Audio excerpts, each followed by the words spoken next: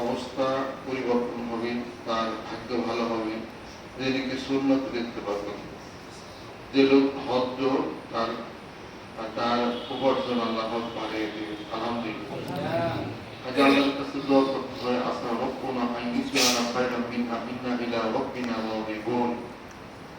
তৎকালীন 2-3 জন লোক, তারা ধনী মানুষ, খেজুরের বাগান ছিল, তফসিরের মধ্যে পাইছে খেজুরের বাগান ছিল। সকালবেলা ভোরে তারা বুদ্ধি করছে যে সকালবেলা ভোরে আমরা বাগানের ভিতরে ঢুকে যান, কোনো ফকির মিসকিন কেউ যেন চাইতে না পারে কিছু, এটা বুদ্ধি শুদ্ধ করছে। বাগান তারা নিজেদের বাগান খেজুর বিক্রি করবে, এই যাতে কেউ না দেওয়া লাগে। ভরে গেছে, ভরে যাওয়ার পরে এখন আর বাগান তালাশ করে পায়। এখন বলতেছে আমাদের বাগান তো এটাই ছিল। আল্লাহ পাক বলেন যে তোমরা যে আশায় মানুষদেরকে দান করবা না এবং তোমরা নিজেদের ভোগ করবা বলে তোমরা আশা করছো, আর আগামী দিন সকালবেলা তোমরা বাগানের ফল আহরণ করে বিক্রি করবা, কিন্তু তোমরা তো ইনশাআল্লাহ বলো না।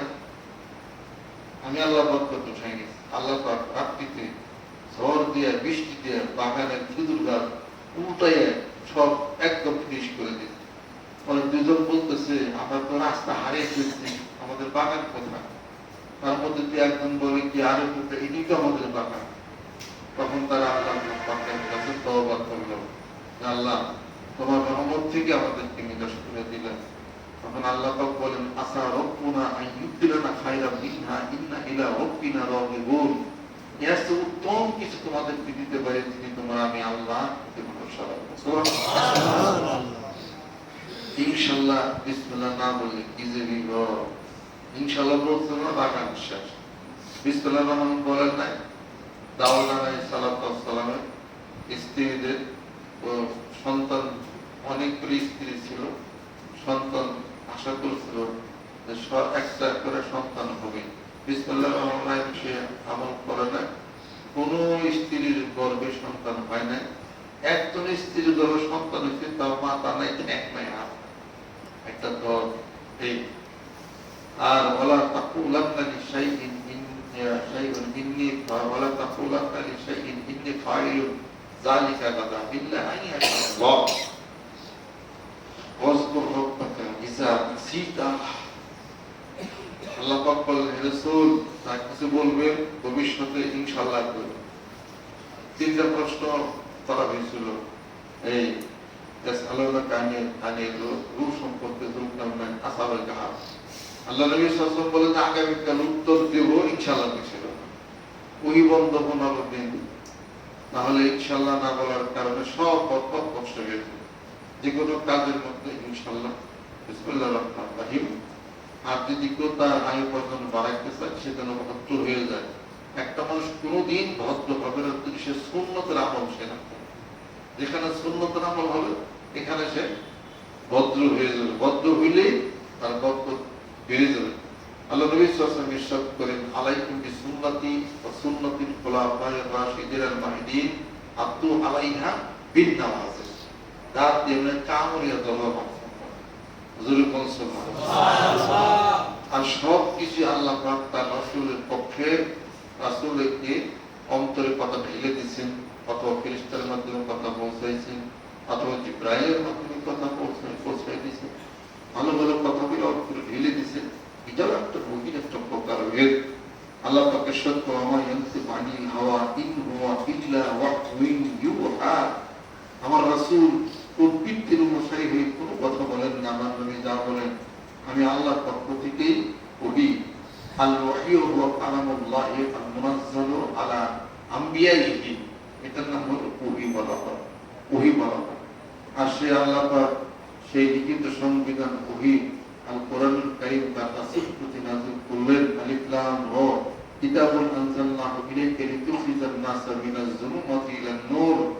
যাতে অন্ধকার থেকে মানুষদেরকে তুমি নিয়ে আসো আলোর দিকে এই কোরআনুল কারীমের মাধ্যমে। আল কিতাবু হুয়াল কুরআনু আল মুনাজ্জালু আলা রাসূলিল্লাহি সাল্লাল্লাহু আলাইহি ওয়াসাল্লাম আল মাকতুবু ফিল মাসাহিবি নাকলান মুতাওয়াতিরান বিলা শুবহাতি। এটার নাম হলো কোরআন। তাই কিছু হোক, সে কোরআন হাতে নেই, হাতে শীত হাতে নেই, বের করি, ভদ্র হয়ে যায়। ভদ্র হতে গেলে সুন্নত লিখতে হবে। সুন্নত লিখতে হবে, যত বেশি বেশি চলবে তত বেশি বেশি বরকত পেয়ে যাবে। মা হানিফা উস্তাদ তার জীবনীতে সাওয়ানে হালাতের মধ্যে আমি বইয়ের মধ্যে আমি লিখছি, আমি পিএইচডি করছি আর ইমাম আবু হানিফা অমুস্তাহাবাদে ফিকহ এটার উপরে। তিনিও ওই তার উস্তাদ ইব্রাহিম খলিল তিনি আনাস ইবনে মালিক রাদিয়াল্লাহু তাআলার সাথে শাহাদাত গ্রহণ করে তিনি তাকিয়ে হয়েছিলেন। তার উস্তাদ ছিলেন ইব্রাহিম নকশী, অনেক উস্তাদ ছিলেন, প্রধান ছিলেন ইব্রাহিম নকশী। ওনার স্মৃতিশক্তি নষ্ট হয়ে গেল, মনে থাকতো না। পরে তিনি স্বপ্ন দেখলেন যে আল্লাহ নবী সাল্লাল্লাহু আলাইহি ওয়াসাল্লাম বলতেছেন ইব্রাহিম নাকি বেশি বেশি পেশাব করে। তখন বেশি বেশি পেশাব করা শুরু করছে। ওনার জ্যোতি জেহেনের মানে মনে থাকতো না, এরা এরা ঘুরে গেছে। আলহামদুলিল্লাহ। তাহলে পরে কেমন মেসাক করে স্মৃতিশক্তি বেড়ে যাবে। বিজ্ঞানের অনেক ব্যাখ্যা আছে, সময়গুলো বলা যাবে। মেসাক করে এই দুই ব্যক্তি মেসাক করবে, কোরআন শিক্ষা লাভ করবে, নফল নামাজ পড়বে, ওই ব্যক্তি ওই দিন অনাহারে থাকবে না। আল্লাহ তার রিজিকের গ্যারান্টি নেই। সূরা দেখুন পড়লে রিজিকের গ্যারান্টি নেই, সূরা ওয়াকিয়া পড়লে রিজিকের গ্যারান্টি আল্লাহ পাচ্ছে। আর যে আয়াতুল কুরসি পড়বে আর মেসাক করবে, নফল নামাজ পড়বে, আল্লাহ পাক তার রিজিকের গ্যারান্টি আল্লাহ পাক। সে আর ওই দিন না খেয়ে থাকবে না।